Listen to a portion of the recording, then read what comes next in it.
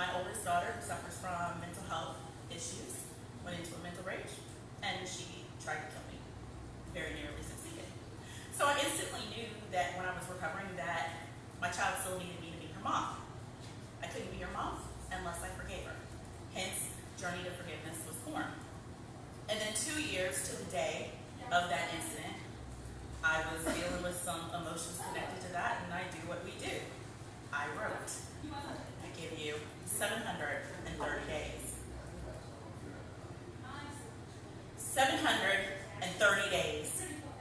That's how long it's been, 730 days since my feet have felt the force of the ground as I pounded the pavement, and my lungs have pushed the wind called air through my body, and I've rounded the corner while my brain has convinced my every muscle to carry me just one more mile.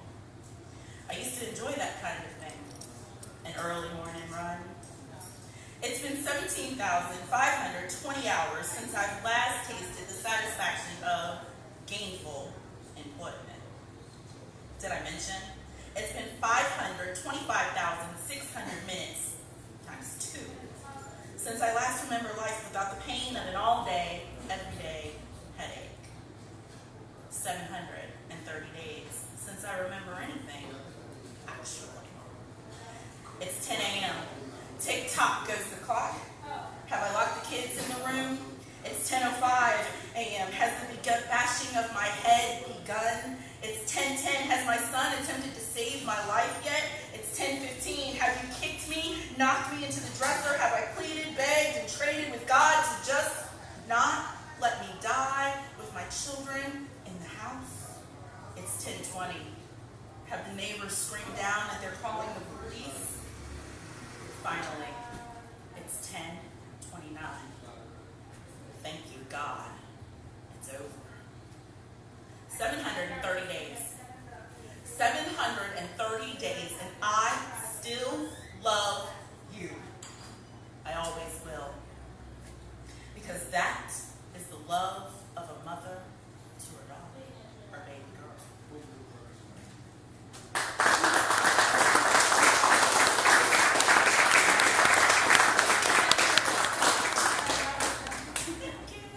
Okay, so lately, there's this hashtag, check on the strong ones, going around, mental health is real.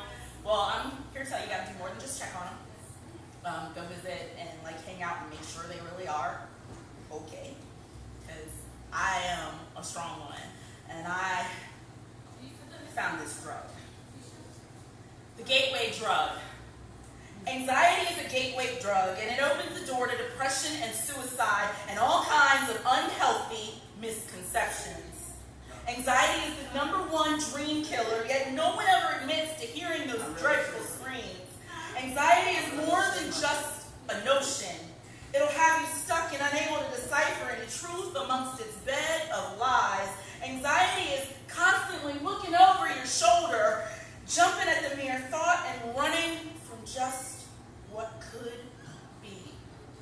Anxiety makes all of life an impossibility and nothing a reality.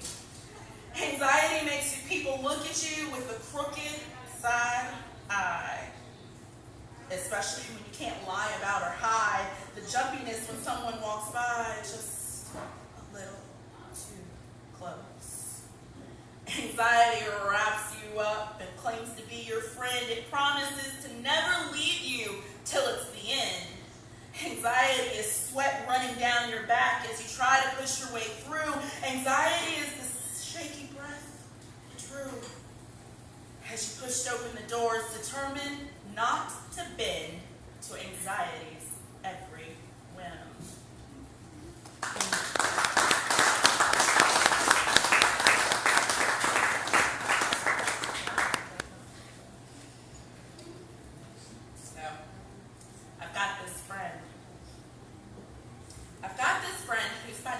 Shy, but lately all she wants to do is hide, and I'm not quite sure why, but I've got this friend.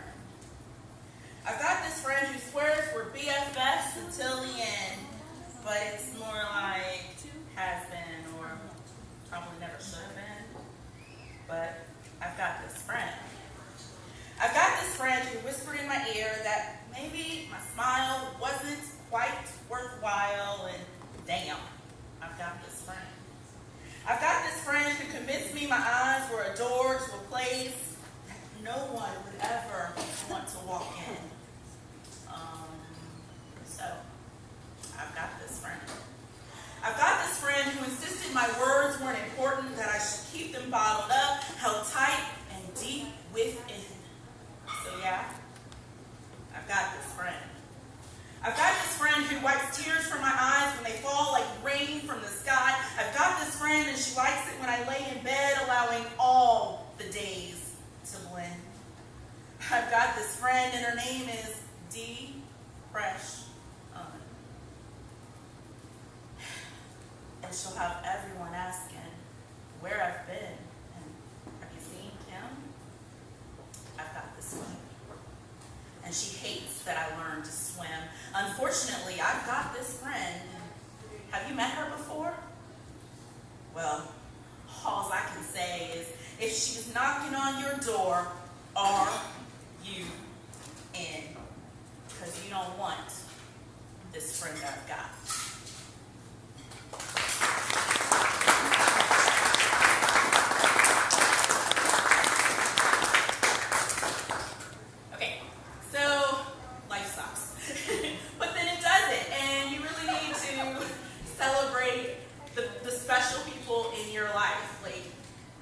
Life can be hard, but there are times when it's not. And so there are some special people in your lives, and so take time to celebrate the special people in your lives. My best friend. There you were, standing in the middle of the pool, dunking all the kids. You were laughing and splashing with a brilliant smile upon your face. Your body glistened like warm, dark chocolate in the sun's embrace. I was hanging out in the shallow end, my head giving me troubles I had no idea you'd ever come to understand. And then you threw my kid, my baby girl. I swallowed the pain and replaced it with determination. Though she was squealing with absolute delight, she called for me to come help her in this fight. You didn't know there lived a mama bear in me, and I didn't know you'd be my best friend. I didn't know your name, but I knew you were fun, so I snuck up and surprised you from behind, not knowing that one day I'd want to call you mine. I half expected you not to retaliate. I thought I'd slink back to the sidelines and continue to spectate. But that would have been the end, and I never would have known my best friend. I saw you many times in that same spot, and more often than not, you would wrap your arms around me, lift me high in the air, and throw me, as if it had been a dare. I still didn't know your name, but you began drifting in and out of my dreams, just the same, and baby, they were insane. I fell in love with you in that pool. I remember the exact moment when you went from no one in particular to my very best friend. But that was a secret I told no one and held deep, deep, deep within. I thought you just a summertime crush. You weren't supposed to be more than a fling. But summer changed to fall, and we were still a steamy thing. By the time winter gave way to spring, I knew I'd give you my all. It was really no surprise to find you in a position to be called my very best friend. Now here we are in a place where there aren't enough words to impart or describe the impression you've placed upon my heart. So before I end, I will simply say, I love you, my very best friend.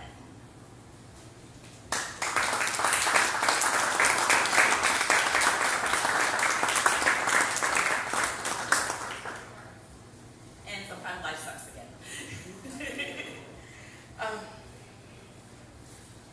So I don't know if anybody here has been affected by cancer, and you don't have to have had cancer, but maybe you know somebody who's had cancer. But my ex-husband, who, funny story, he obviously became my ex-husband for a reason. We hated each other, couldn't stand each other, and couldn't celebrated the day that we parted. It was a great jubilous day. I think I had a party. And then we hated each other, and we hated each other, and we hated each other. And then one day we woke up and we were friends. And then we even dabbled at, hey, should we try this romance thing again? And then he called me. When death comes knocking. When death comes knocking, it is a slow progression that makes you think and want to believe that it isn't real and it isn't happening right now. When death comes knocking, it's seeing a hospice letter posted on the fridge, hung there by magnets that should be hanging pictures made by exuberant babies and postcards from faraway places. When death comes knocking, it is wearing a winter hat on a warm, breezy May day because you're always cold and you've forgotten what it means to be warm. When death comes knocking, it is not being able to eat, not even knowing what the desire to chew, swallow, and repeat is anymore.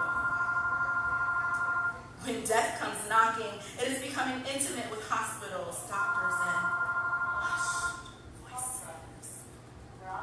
When death comes knocking, it is a fuck cancer shirt on chemo day, echoed by the rallying cry from friends near and far to kick cancer's arse. When death comes knocking, it is unable to talk, pain stacked in emotion, bubbling over. When death comes knocking, it is a phone call at 2:30 in the morning, a sucker punch to the gut, taking all the breath from your body, and a howl of grief mixed with an unproportionate amount of pain. When death comes knocking, it is your son crying big, fat, ugly tears as he sees you for the last time and begins to understand what everyone meant when they said he won't look the same.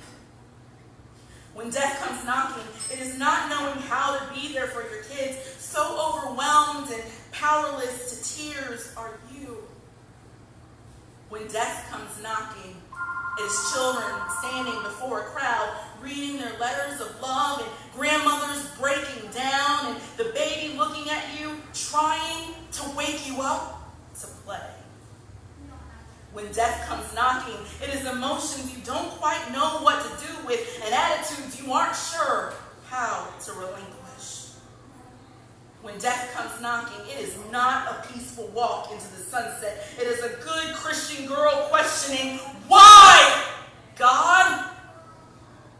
When death comes knocking, it is a resounding, fuck you, cancer.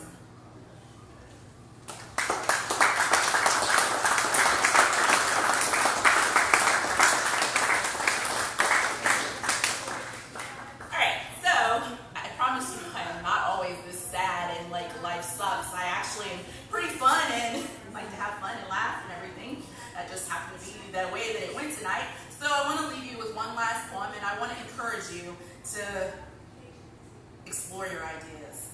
Let them become more than just ideas. And if you fail, so what? Do it again. But you'll never learn to fly if you stay in the nest. I'm pregnant. I'm pregnant. Are there any doctors in the house? It's been a while since I've been expecting, and I think I might have forgotten what it's like. No, in fact, I know I have. Otherwise, I would have recognized the signs long before now. I'm pregnant. Past the point of, oh God, what am I going to do? And coming to the place of, oh God, how am I going to do this? Nearing the time of, I have to push. I'm pregnant. And I haven't seen a doctor, midwife, or nurse. And I can't find my way to the birthing room. I'm pregnant. Past the time when the devil's playground is in my mind, thinking those idle thoughts of abort or adopt. I'm in the place where this life inside is mine. I'm pregnant. Are there any doctors in the house?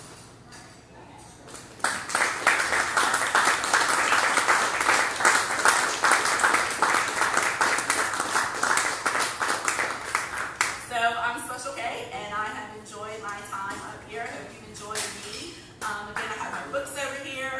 to follow me on Instagram, it's Divine Miss Kim, no vowels, all one word. And I look forward to hanging out and seeing what all you guys are doing.